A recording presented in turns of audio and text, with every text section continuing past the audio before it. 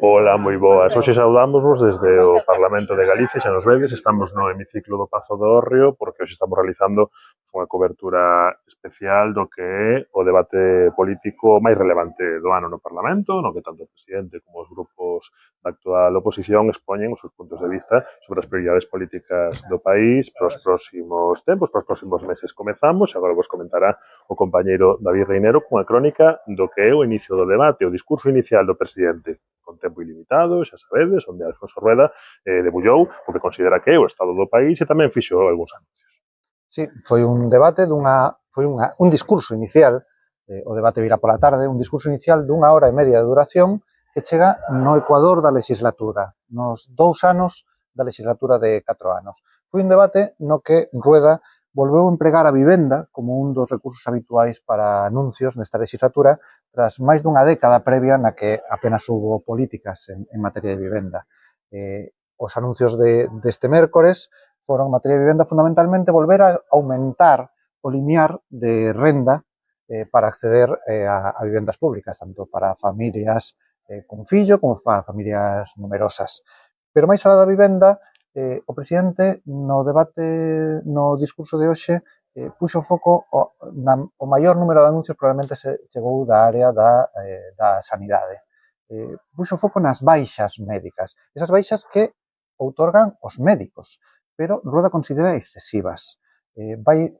Anunciou un novo plan de control de baixas médicas, no que vai a dar máis poder de supervisión das baixas médicas ás mutuas, para intentar reducir esas baixas.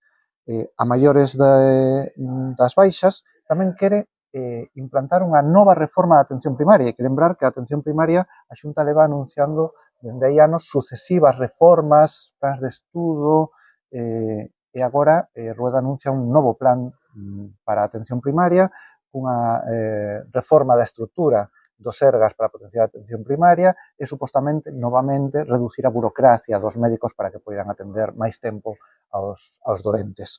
Máis alá destas grandes medidas en vivenda en sanidade, o presidente tamén se puxo estricto no ensino. Di que en Galicia non caben os abusóns e que vai a comezar a sancionar as conductas impropias contra os docentes.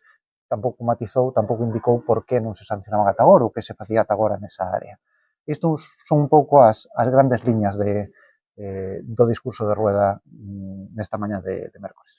Pois agora xa vedes aquí as nosas costas, o hemiciclo está baleiro, tanto o presidente como o resto do goberno, como os grupos parlamentarios xa non están neste hemiciclo. Que vai suceder agora? Pola tarde a quenda, como vos dicíamos, dos grupos parlamentarios. Pola tarde escoitaremos por orde inversa en representación, escoitaremos a actuais líderes do grupo máis numeroso da oposición, do BNG, Ana Pontón, escoitaremos tamén a José Ramón Gómez Besteiro polo PSDG e tamén a Armando Gea, único deputado de Democracia Ourensana. Os tres grupos avanzaron xa posicións esperables críticas co discurso do presidente e tamén exporán as súas alternativas. Aí será cando comece o debate en sentido estrito, cando Alfonso Rueda responderá a Pontón, a Besteiro, tamén a Ojea, e onde se producirá pues, ese intercambio de pareceres. En Praza.gal tedes xa esa primeira crónica publicada, tamén nas nosas redes, e ao longo da tarde teredes as crónicas, as informacións sobre as intervencións de Pontón e Besteiro e tamén ao longo do día de mañá pois algunha información máis demorada. Seguid atentos a Praza.gal, seguid atentos ás nosas redes e continuamos contándovos o que está sucedendo